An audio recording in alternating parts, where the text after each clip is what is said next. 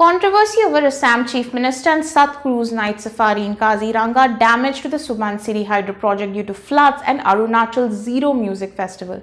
I'm Angana Chakrabarti and I will tell you the biggest news developments from the northeast region this week.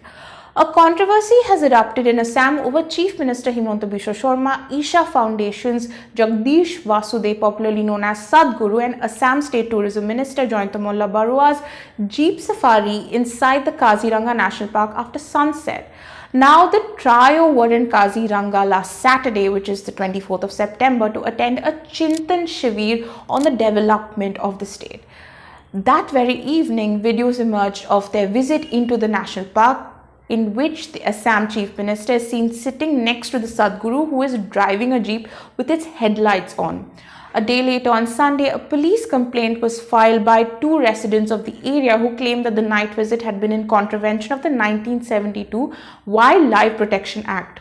Opposition party leaders, including AIUDF MLA Ashraful Hussain, tweeted saying that it is very unfortunate that a person whose so-called mission is to conserve soil and wildlife has violated all the norms.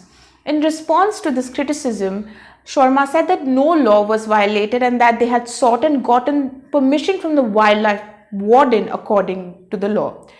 In other news, there have been protests in Manipur against the alleged planting of a bomb by personnel of the Central Reserve Police Forces at a public place in the state's Tamenglong district. On September 23rd, residents of Kambiron village in the district allegedly found a CRPF personnel trying to plant an IED or improvised explosive device along the national highway. An article in the Nagaland Post reported that following this, allegations were made that the CRPF personnel had planted the bomb under instructions of the 39 Assam Rifles. The Assam Rifles has, however, denied undertaking such an action, saying that it was committed to the security and well-being of people of the region. Despite their assurance, on Tuesday, hundreds took out a rally in the district against the alleged bomb trapping incident. The protesters demanded that action be taken against those involved and also that the Armed Forces Special Power Act be repealed. Meanwhile, a guard wall at the powerhouse of Subansiri hydro project along the Assam-Arunachal Pradesh boundary collapsed due to rising water levels in the Subansiri river on Sunday night. As a result, the National Hydroelectric Power Corporation, was building the project, had to evacuate all its workers from the powerhouse of the 2,000 megawatt dam project. An official with the NHPC was quoted by a news report as saying that the damage could be a threat to the last phase of construction of the powerhouse. Remember, the Subansiri dam, which is being built at a cost of 20,000 crore rupees, will be the largest one in India, and work on the dam had already been stalled for a few years due to protests by locals and many groups over fears of safety and the downstream impact of the dam. Now, reports of the dam being damaged sparked new protests in Assam on Tuesday by the Krishak Mukti Sangram Samiti and All Assam Students Union. ASU President Dipankar Kumar Nath said that the incident had proven that the NHPC cannot assure security to the people of Assam. Also, the Election Commission of India has enrolled 5,600 displaced Bru tribals from Mizoram as permanent voters in Tripura.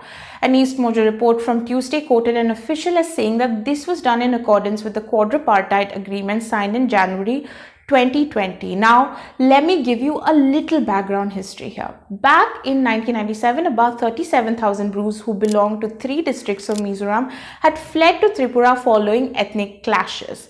This sparked the Bru refugee crisis, which finally culminated into a quadripartite agreement in January 2020 between the Centre, Mizoram and Tripura governments and the Mizoram Bru Displaced Peoples Forum. The agreement is said to have directed the Tripura government to provide Aadhaar cards and voter IDs to eligible Brus. On September 16 this year, the ECI released a draft list of 2,634 voters, but the list didn't accommodate for several of the Brus, who then filed a petition in the Tripura High Court. On September 23rd, the High Court issued a notice to the ECI, the State Election Commission and the Tripura Tribal Areas Autonomous District Council for omitting the names of these Brus from the electoral roll. Finally, the Ziro Music Festival is back in its physical form after 2 years. Known as one of the most eco-conscious music festivals in the country, the Ziro festival kicked off on September 29th in the Ziro Valley of Arunachal Pradesh and will end today. This year's lineup included the likes of musicians like Lee Ronaldo, Peter Cat Recording, and many more. Here are some glimpses from the festival.